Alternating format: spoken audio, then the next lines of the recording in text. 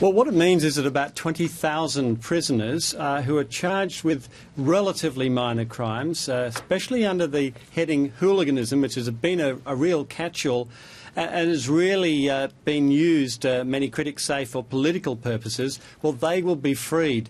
Now, cynics would say this is clearing the decks for the Winter Olympics so that there'll be less for people to complain about, less for international visitors to raise with Russian authorities when they're there. But it's certainly welcome news for the Arctic 30, for example. Now, one of the Arctic 30, of course, is Colin Russell. He's the Australian radio operator. Here's a little of what his first reaction was just moments after he found out. I still feel as though, I haven't done anything wrong, and we were illegally taken in the high seas, international waters, so all that still stands as far as I'm concerned. But, it's a real relief to sort of see that we can go home.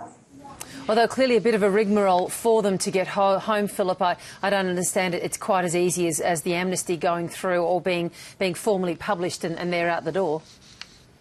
No, in fact, it's estimated that for some prisoners it'll take 6 months before the paperwork is done for them to be actually released. In Pussy Riot's case, for example, they're only 2 months off being released anyway, so the husband of one of the two Pussy Riot people, performers, said this is almost meaningless. In effect, they would have been out anyway, and it's just window dressing, he seemed to be implying, for the government.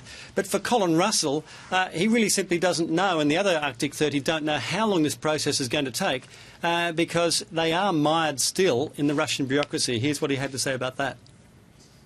Of course, they brought us to Russia and we have no entry visa, so we have to get an entry visa and then we have to get an exit visa. So that's also could take some time.